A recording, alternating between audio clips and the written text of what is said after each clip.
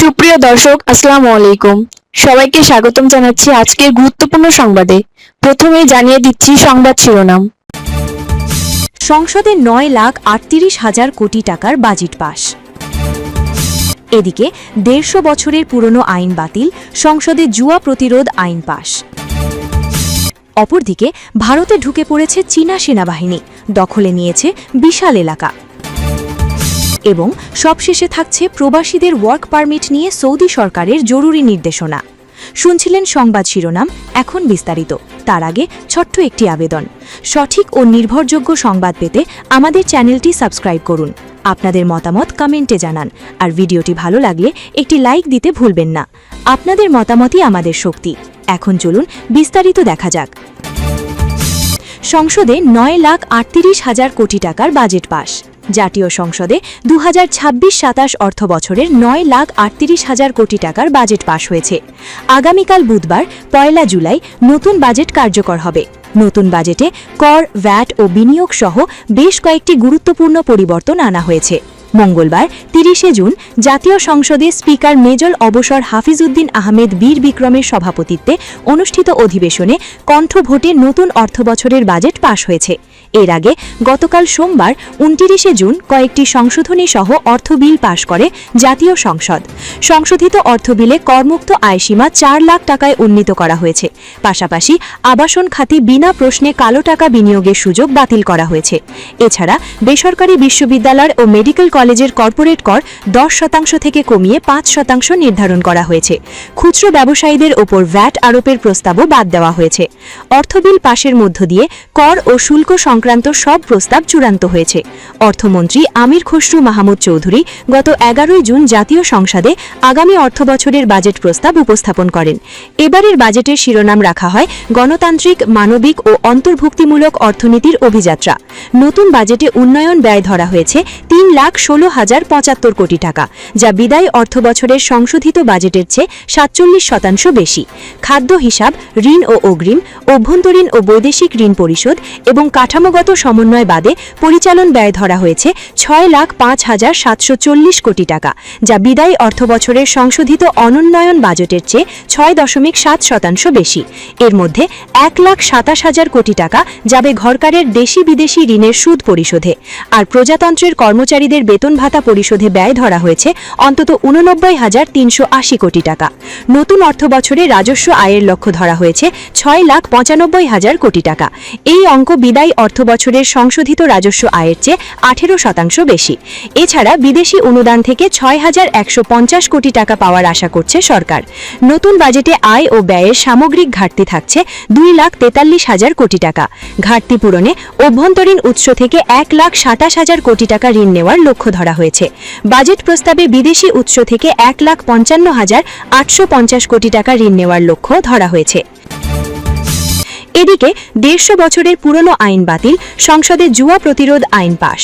Digital যুগের online জুয়া, sports betting ও cryptocurrency ভিত্তিক জুয়া রুখতে জাতীয় সংসদে সর্বসম্মতিতে জুয়া প্রতিরোধ বিল 2026 পাস হয়েছে। এ সংক্রান্ত 165 বছরের পুরনো আইন বাতিল করে যুগোপযোগী নতুন আইনটি প্রণয়ন করা হয়েছে, যাতে ম্যাচ ফিক্সিং ও স্পট ফিক্সিং করলে 7 বছরের জেলের পাশাপাশি 5 কোটি টাকা জরিমানার বিধান রাখা হয়েছে।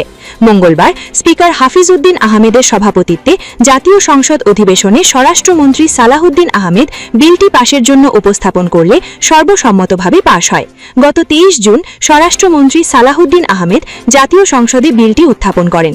পরে বিলটি পরীক্ষা করে 5 কার্যদিবসের মধ্যে প্রতিবেদন দেওয়ার জন্য আইন মন্ত্রণালয় সম্পর্কিত সংসদীয় স্থায়ী কমিটিতে পাঠানো হয়।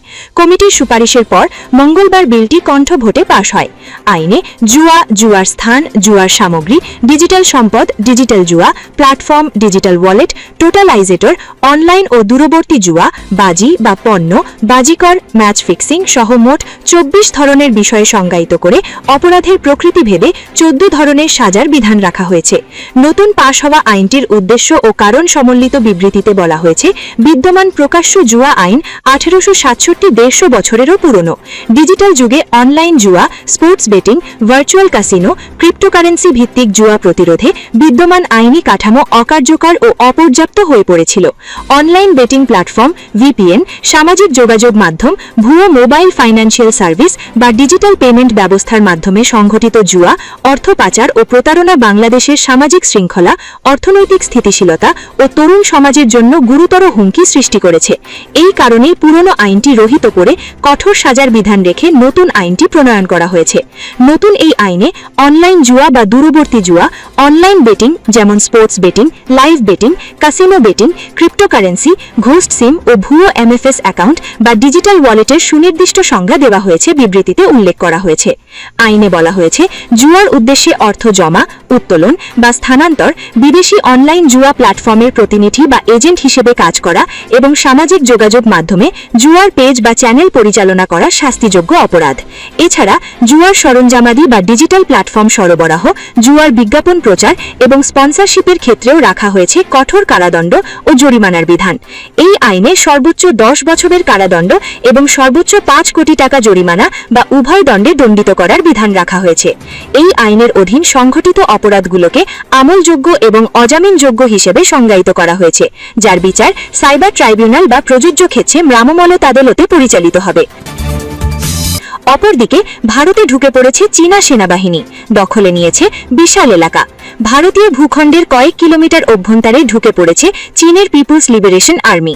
সেখানে স্থায়ী সামরিক ঘাঁটি ও ক্যাম্প তৈরির পাশাপাশি স্থানীয় আদিবাসীদের চারণভূমি ও কৃষি জমি সহ বিস্তীর্ণ এলাকা নিজেদের দখলে নিয়েছে ভারতের উত্তর পূর্বাঞ্চলীয় রাজ্য অরুণাচল প্রদেশের একটি স্থানীয় আদিবাসী সংগঠন।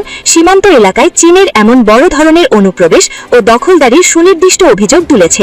ভারতীয় সংবাদ মাধ্যম টাইমস অফ ইন্ডিয়া ও আনন্দবাজার পত্রিকার প্রতিবেদনে এই চাঞ্চল্যকর তথ্য উঠে এসেছে। আনন্দবাজারের প্রতিবেদনে বলা হয়েছে, অরুণাচল প্রদেশের আপার সুবনশিরি জেলার সীমান্তবর্তী অঞ্চলের নাহ আদিবাসীদের একটি সংগঠন দাবি করেছে, ভারতীয় ভূখণ্ডের অভ্যন্তরে ঢুকে চীনী সেনাবাহিনী ইতিমধ্যে পাকাপোক্তি ঘাঁটি গড়ে নিয়েছে। তাদের এই দখলদারির ফলে গত 6 বছর ধরে ওই এলাকায় স্থানীয়দের চাষাবাদ, বনজ সম্পদ সংগ্রহ ও পশুচারণ পুরোপুরি বন্ধ হয়ে গেছে। নাহ আদিবাসীদের সংগঠন নাহ ওয়েলফেয়ার সোসাইটির প্রধান কেরু চাঁদের আপার সুবনশিরি জেলার ডেপুটি কমিশনারের কাছে এই বিষয়ে একটি আনুষ্ঠানিক স্মারকলিপি দিয়েছেন। কেরু চাঁদের বলেন, ওই জমি আমাদের পূর্বপুরুষদের, সেখানে বহু যুগ ধরে আমাদের মানুষেরা শিকার, পশুচারণ ও চাষাবাদ করেছেন। কিন্তু কয়েক বছর আগেও যেসব জমিতে আমরা অবাধে চলতাম, সেগুলো এখন চীনা সেনাবাহিনীর দখলে চলে গেছে। স্মারকলিপির তথ্য অনুযায়ী সীমান্ত নিয়ন্ত্রণ রেখা লাগোয়া আপার সুবনশিরি জেলার তাকসিং রাজস্ব চার্কের আওতাধীন অন্তত 5টি গুরুত্বপূর্ণ এলাকায় ভারতীয় ভূখণ্ডে প্রবেশ করে চীনা সামরিক বাহিনী স্থায়ী পরিকাঠামো নির্মাণ ও সড়ক নির্মাণ করেছে। আসফিলা এলাকার উইং এবং পনিয়ার অর্থাৎ চুজারতা এলাকার মারপান, পোত্রাং এবং টিন্ডিংটাংয়ে চীনের এই দখলদারির ঘটনা ঘটেছে। এসব অঞ্চলের কয়েকটি স্থানকে লোকালরা স্থানীয় তীর্থস্থান হিসেবেও বিবেচনা করেন। কেরু চাঁদের জানান, প্রায় 12 বছর আগে থেকেই মাঝে মধ্যে ওই এলাকাগুলোতে চীনের সেনাবাহিনী ঢুকে পড়ত, কিন্তু 2020 সালে তারা কৌশলগতভাবে পাকাপোক্তিভাবে ওই ভূখণ্ডগুলো নিজেদের নিয়ন্ত্রণে নিয়ে নেয়। কার্যত ওই সময় থেকেই স্থানীয় গ্রামবাসীদের সেখানে যেতে বাধা দিচ্ছে চীনা বাহিনী। তিনি ক্ষোভ প্রকাশ করে বলেন, তাকসিং এলাকায় চীনা সামরিক বাহিনীর তৎপরতা ও উদ্দেশ্য অত্যন্ত উদ্বেগজনক। আমরা প্রতিদিন ইঞ্চি ইঞ্চি করে আমাদের নিজেদের ভূমি হারাচ্ছি। এই বিষয়ে লোকাল নাচো এলাকার বিধায়ক নাকাপ নালো বলেন, বিষয়টি সরাসরি জাতীয় নিরাপত্তার সঙ্গে সংশ্লিষ্ট। তাই আদিবাসী সংগঠনের তোলা অভিযোগগুলো প্রশাসনের পক্ষ থেকে আনুষ্ঠানিকভাবে ও গুরুত্বের সঙ্গে যাচাই করা প্রয়োজন। অবশ্য ভারতীয় সেনাবাহিনীর পক্ষ থেকে এই অনুপ্রবেশের দাবি সরাসরি অস্বীকার করা হয়েছে। এক বিবৃতিতে সেনাবাহিনী জানিয়েছে, অরুণাচল প্রদেশে চীনের সামরিক বাহিনীর অনুপ্রবেশ ও ঘাঁটি স্থাপনের অভিযোগ করে যেসব প্রতিবেদন প্রকাশিত হয়েছে তা ভুল ও ভিত্তিহীন। এছাড়া জেলা প্রশাসন বা অরুণাচল প্রদেশ সরকার এখনো পর্যন্ত এই বিষয়ে কোনো মন্তব্য করেনি। প্রসঙ্গত, বছর কয়েক আগে লাদাখেও একইভাবে ভারতীয় ভূখণ্ডে ঢুকে স্থানীয় পশুপালকদের বাধা দেওয়ার অভিযোগ ছিল চীনের সামরিক বাহিনীর। তবে সে সময় ভারতের কেন্দ্রীয় সরকার দাবি করেছিল, লাদাখে ভারতের 1 ইঞ্চি ভূখণ্ড চীন দখল করতে পারেনি। এবং সবশেষে থাকছে প্রবাসীদের ওয়ার্ক পারমিট নিয়ে সৌদি সরকারের জরুরি নির্দেশনা। সৌদি আরবে বসবাসরত প্রবাসীদের ওয়ার্ক পারমিট নিয়ে গুরুত্বপূর্ণ নির্দেশনা দেওয়া হয়েছে। দেশটির মানব সম্পদ ও সামাজিক উন্নয়ন মন্ত্রণালয়ের আওতাধীন কিওয়া প্ল্যাটফর্ম জানিয়েছে, আগামী 30 জুন পর্যন্ত নিয়োগকর্তারা কর্মীদের ওয়ার্ক পারমিট নবায়ন অথবা তাদের সেবা অন্য প্রতিষ্ঠানে স্থানান্তরের সুযোগ পাবেন। সোমবার 29 জুন সৌদি গেজেটের প্রতিবেদনে এই তথ্য জানা যায়। কিওয়া জানিয়েছে, আগামী 1 জুলাই থেকে যেসব কর্মীর ওয়ার্ক পারমিট 3 মাসের বেশি সময় ধরে মেয়াদ উত্তীর্ণ হয়েছে তাদের নিয়োগকর্তার প্রতিষ্ঠানের রেকর্ড থেকে স্বয়ংক্রিয়ভাবে অপসারণের প্রক্রিয়া শুরু হবে। প্ল্যাটফর্মটির ব্যাখ্যায় বলা হয়েছে, কোনো কর্মীর ওয়ার্ক পারমিট 3 মাসের বেশি সময় ধরে নবায়ন না হলে তাকে প্রতিষ্ঠানের তালিকা থেকে স্বয়ংক্রিয়ভাবে বাদ দেওয়া হবে। তবে যে সময় পর্যন্ত কর্মীকে বৈধ ওয়ার্ক পারমিট ছাড়া কাজ করানো হয়েছে সেই সময় পর্যন্ত অর্জিত সকল বকেয়া আর্থিক দায় নিয়োগকর্তাকেই বহন করতে হবে। এই কারণে নির্দিষ্ট সময়সীমার আগে সংশ্লিষ্ট কর্মীদের কাগজপত্র নিয়মিত করার জন্য নিয়োগকর্তাদের প্রতি আহ্বান জানিয়েছে কিওয়া। তবে একটি ব্যতিক্রমের কথাও জানানো হয়েছে। যদি কোনো কর্মীর ওয়ার্ক পারমিটের মেয়াদ শেষ হয়ে যায় কিন্তু তার ইকামার মেয়াদ এখনো কমপক্ষে 180 দিন বৈধ থাকে, তাহলে ওয়ার্ক পারমিট নবায়ন না হলেও তাকে প্রতিষ্ঠানের রেকর্ড থেকে অপসারণ করা হবে না। কিন্তু ইকামার অবশিষ্ট মেয়াদ 180 দিনের কম হলে পরবর্তী প্রশাসনিক ব্যবস্থা এড়াতে নিয়োগকর্তাকে একসঙ্গে ইকামা এবং ওয়ার্ক পারমিট দুটি নবায়ন করতে হবে। কিওয়া আরও জানিয়েছে, যেসব প্রবাসী কর্মী 3 মাসের বেশি সময় ধরে মেয়াদ উত্তীর্ণ বা বৈধ ওয়ার্ক পারমিট ছাড়া কাজ করছেন তাদের নামও স্বয়ংক্রিয়ভাবে সংশ্লিষ্ট প্রতিষ্ঠানের রেকর্ড থেকে বাতিল হয়ে যাবে। এক্ষেত্রেও কর্মীকে বৈধ ওয়ার্ক পারমিট ছাড়া কাজে রাখার সময়ের সকল বকেয়া ফি ও আর্থিক দায় নিয়োগকর্তাকেই বহন করতে হবে।